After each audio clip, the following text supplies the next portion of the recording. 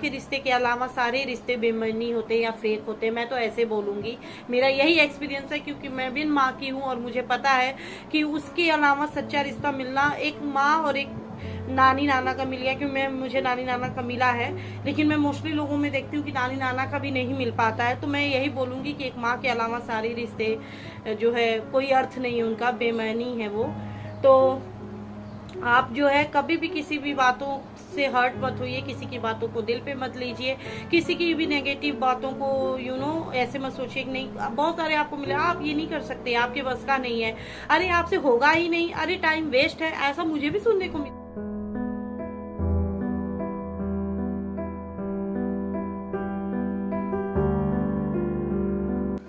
तो पिछला व्लॉग मैंने यहीं पे एंड किया था और यहाँ पे मैं रेडी हो रही थी मंदिर जाने के लिए, लेकिन फिर मुझे आपके साथ कुछ बात करने का मन हुआ, और वो बात कुछ मेरे एक्सपीरियंस पे है, कुछ मेरे आसपास के लोगों के मतलब बात जिनसे होती है मेरी, उनके एक्सपीरियंस पे है।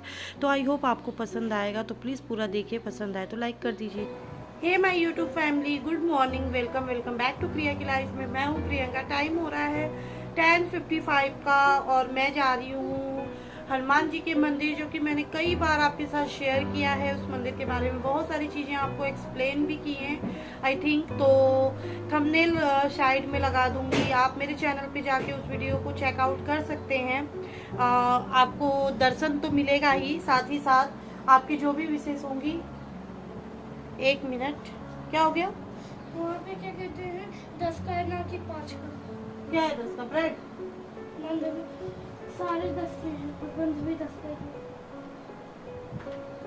तो कार्तिक अभी ब्रेकफास्ट कुछ भी नहीं किए हैं, क्योंकि आज हम लोग सो गए थे। मेरे हबी जो है रात में लेट आए थे, सो हमारी आंख नहीं खुली सुबह में, क्योंकि कल कार्तिक गेट इतना तेज से मत करो बेटा। रात को जो है ना 2 दिन से मतलब हमारे यहाँ आंधी बहुत तेज आ रही है और हल्की फुल्की बारिश हो रही है, तो मौसम ऐसे हो रहा है ना, दिन में गर्मी सा एंड रात में एकदम सडन सर्दी सा।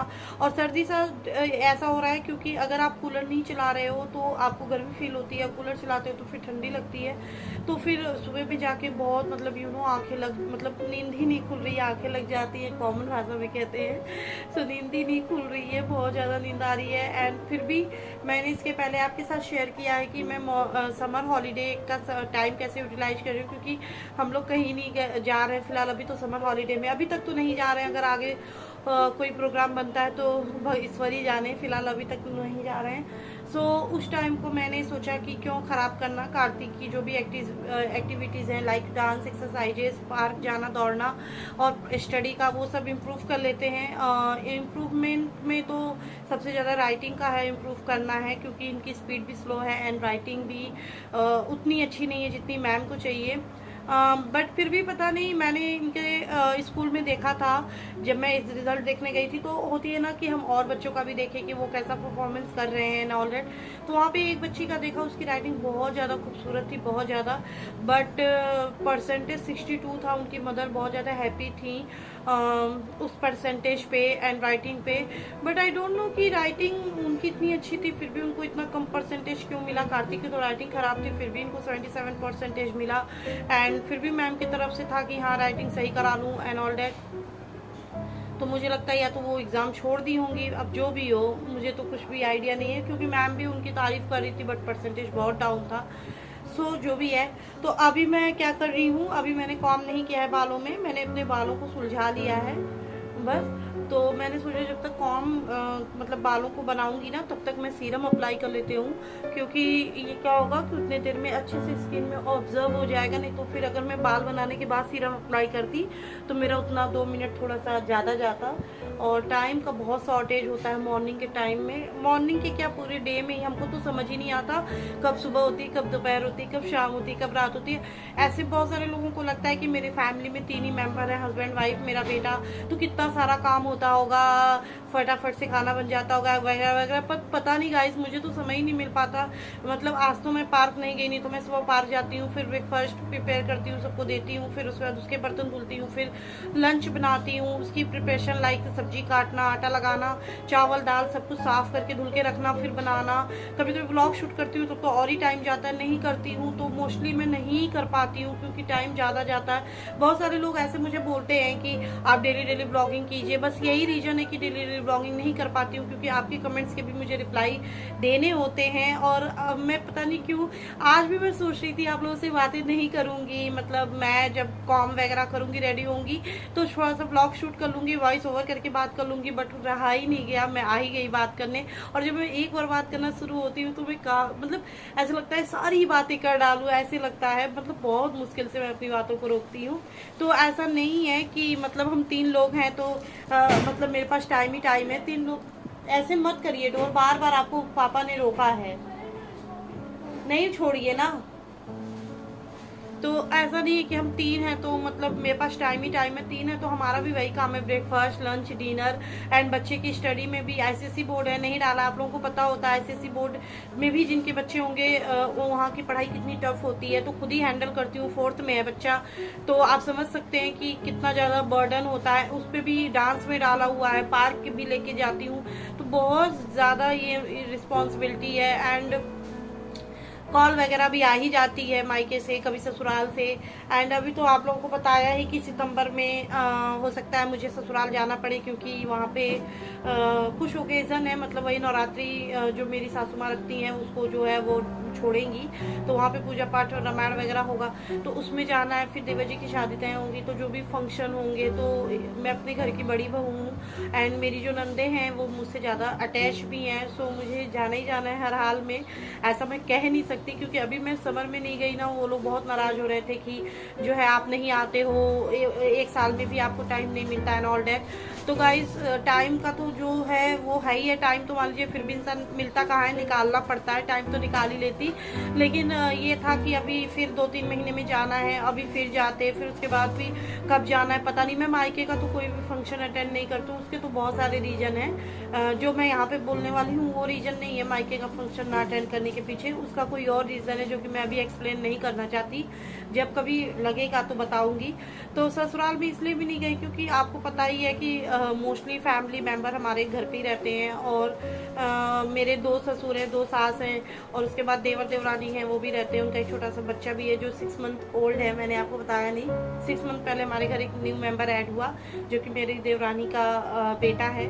अभी मैंने उनको देखा नहीं है और अभी कुछ भी उनको दिया नहीं है, जब मैं जाऊंगी तब कपड़े वगैरह ले जाऊंगी, तो उनके लिए भी कुछ ना कुछ लेके जाना पड़ता है। एंड वहाँ पे भी जाके मतलब आप समझ ही सकते हैं लंबी फैमिली है, तो सब्जी वगैरह इन सबका खर्चा होता है, फिर आने जाने का, फिर हम लोगों का भी तो हो जाता है। तो हमने सोचा फिर 3 महीने में क्या ही मतलब फिर से डबल चक्कर लगाएंगे। अभी 1 साल हुआ है, मई में हम लोगों को गांव से आए, फिर यहाँ का भी कुछ ना कुछ काम करना ही पड़ता है। यहाँ भी हम लोग कुछ लेने वाले हैं, जो कि इसके बाद ब्लॉग जाएगा। हम 2 जगह जाके अगेन एक बार हमने अट्टा में पता किया था, आपको पता ही चल गया होगा कि हम कंप्यूटर की बात कर रहे हैं। अभी एक जगह और हमने पता किया, वो ब्लॉग इसके बाद जाएगा।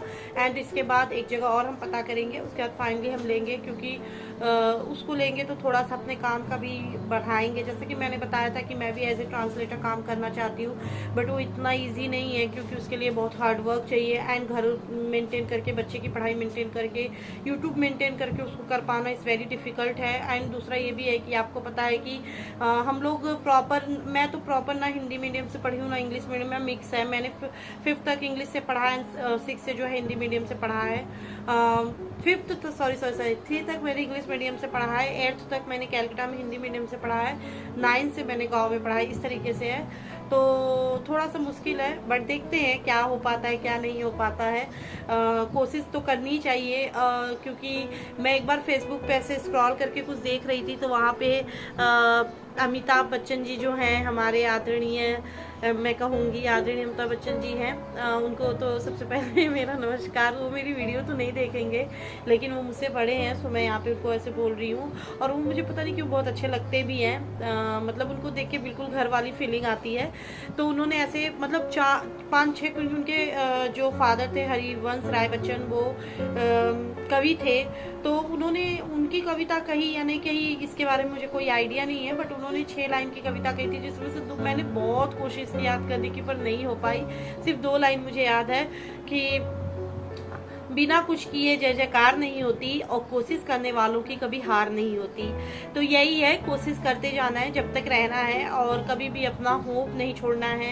ये नहीं लगना है कि हाँ हम कुछ कर नहीं सकते, हमेशा ऐसा लगना है कि हम कुछ कर सकते हैं। और जब ऐसा लगने लगता है ना, डेफिनेटली आज नहीं, कल नहीं, परसों नहीं, उसके बाद सही आपको कामयाब होने से कोई भी नहीं रोक सकता, ऐसा मेरा मानना है। और मेरे बहुत सारे फ्रेंड्स बोलते भी हैं कि आपकी लाइफ का देख के हमें एक मोटिवेशन मिलता है। तो मैं यहाँ पे कहना चाहती हूँ कि अगर आपके भी लाइफ में प्रॉब्लम्स है तो आप कभी भी उससे घबराइए नहीं, कभी भी उसे हार नहीं मानिए। आज नहीं, कल नहीं, परसों नहीं, आप वो कर सकते हैं जिसकी आपने ना कभी उम्मीद की होगी, ना ही आपके जानने वालों ने की होगी। और जब भी ऐसा आपको लगे कि, क्योंकि यहाँ पे क्या होता है कि अगर आप थोड़े से लो हैं या थोड़े से नीचे हैं या थोड़े से प्रॉब्लम में हैं, तो यहाँ लोग सलाह के रूप में भी आपको तंजी देते हैं, ताने ही देते हैं। एक माँ के रिश्ते के अलावा सारे रिश्ते बेमानी होते हैं या फेक होते हैं, मैं तो ऐसे बोलूंगी। मेरा यही एक्सपीरियंस है, क्योंकि मैं भी माँ की हूँ और मुझे पता है कि उसके अलावा सच्चा रिश्ता मिलना एक माँ और एक नानी नाना का मिल गया, क्योंकि मुझे नानी नाना का मिला है, लेकिन मैं मोस्टली लोगों में देखती हूँ कि नानी नाना का भी नहीं मिल पाता है। तो मैं यही बोलूंगी कि एक माँ के अलावा सारे रिश्ते जो है कोई अर्थ नहीं है उनका, बेमानी है वो। तो आप जो है कभी भी किसी भी बातों से हर्ट मत होइए, किसी की बातों को दिल पे मत लीजिए, किसी की भी नेगेटिव बातों को ऐसे मत सोचिए कि नहीं। बहुत सारे आपको मिले, आप ये नहीं कर सकते, आपके बस का नहीं है, अरे आपसे होगा ही नहीं, अरे टाइम वेस्ट है, ऐसा मुझे भी सुनने को मिला। मैं वाईटी पे आई हूँ, आज तक सुनने को मिलता है, और शायद तब तक मिलेगा जब तक मेरा यहाँ पे कोई एक होता है ना जगह नहीं बन जाएगी, तब तक मिलेगा। बट मैं सुनने के लिए रेडी हूँ, क्योंकि मुझे पता है कि मैं क्या कर रही हूँ और मैं कहाँ तक जाऊंगी। मुझे पता है, मेरे दिल में ये उम्मीद आती है। जब मैं अपनी उम्मीद हारने लगती हूँ, मुझे ऐसा लगता है कि नहीं, मैं कुछ नहीं कर सकती, मेरे बस का नहीं है, ऐसा मुझे भी आता है। ऐसा नहीं है, मेरा 1 साल का जर्नी है, आप जाके देखना मेरी फर्स्ट वीडियो 1 साल का जर्नी है। मैं प्रॉपरली बोल भी नहीं पाती थी। एक व्लॉग या एक वीडियो शूट करने के पीछे मैं कितनी क्लिप्स मतलब डिलीट करती थी, इसका कोई भी मतलब मुझे ही आइडिया नहीं, मैं आपको क्या ही बताऊं। मतलब 5, 6, 7 मोबाइल भर जाती थी, बोल भी नहीं पाती थी। उस पर भी लोगों की बातें यहाँ पे गूंजती थी कि नहीं मेरे बस का नहीं है, मैं नहीं कर सकती। एंड ऑल दैट अपने ही खास जानने वाले बोलते थे ऐसा, आज भी बोलते हैं समटाइम, प्रॉपर रोज तो नहीं बोलते हैं लेकिन समटाइम बोलते हैं। बट ये बातें मुझे असर ही नहीं करती, क्योंकि मुझे पता है कि जब मैंने स्टार्ट किया था मुझे कोई नहीं जानता था यूट्यूब पे प्रिया की लाइफ क्या थी, नथिंग। लेकिन आज कम से कम मुझे 1200-1300 लोग जान रहे हैं। एक यूट्यूबर होने की पहचान मोनेटाइज होने के बाद चैनल की तो मिल ही गई है। आगे सफल होंगी नहीं होंगी ईश्वर की मर्जी, लेकिन सफल हो गई तो अच्छी बात। अगर हार जाऊंगी तो भी एक एक्सपीरियंस मिलेगा, एक अनुभव मिलेगा, और फिर भी मैं रुकूंगी नहीं, मैं अपने काम को जारी रखूंगी। तो जो भी इंसान यहाँ पे सफल होते हैं वो कोई स्पेशल बन के नहीं आते हैं, या उनकी तकदीर स्पेशल कलम से लिख के नहीं आती है। सिर्फ उनका हौसला उनको हारने नहीं देता है और वहां लेके जाता है जहां शायद वो कभी सपने में सोचे होते हैं या मन में बनाए होते हैं कि हाँ मुझे वहां जाना है, और वहां से भी वहां उनको लेके सिर्फ उनका हौसला जाता है। तो आई थिंक आपको मेरी ये बातें अच्छी लगी होंगी। तो अब मैं क्या करूं, 12 मिनट हो गया है, मैं इस वीडियो का एंड कर दूं। मुझे कुछ समझ नहीं आ रहा है कि इस वीडियो का एंड करूं या कंटिन्यू करूं, क्योंकि आई थिंक 12 मिनट हो गया है।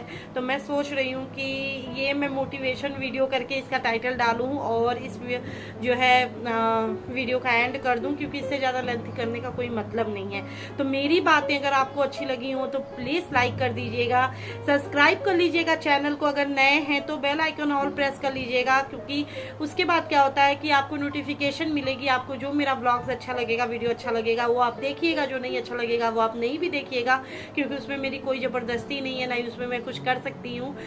लेकिन अगर अच्छा लगेगा तो देखिएगा, शेयर कर दीजिएगा, मुझे सपोर्ट कीजिएगा, क्योंकि इतनी मेहनत और इतना जो भी आपके साथ अपने दिल की चीजें, दिल की बातें शेयर करती हूँ, तो इतना उम्मीद तो आपसे भी रख सकती हूँ कि आप मेरा जो है मनोबल बढ़ाइए, मुझे मतलब एक होता है ना मोटिवेशन दीजिए कि हाँ मैं सही राह में चल रही हूँ। एक लाइक और कमेंट से क्या होता है कि हाँ मैं सही राह में हूँ, बस यही होता है और कुछ भी नहीं होता।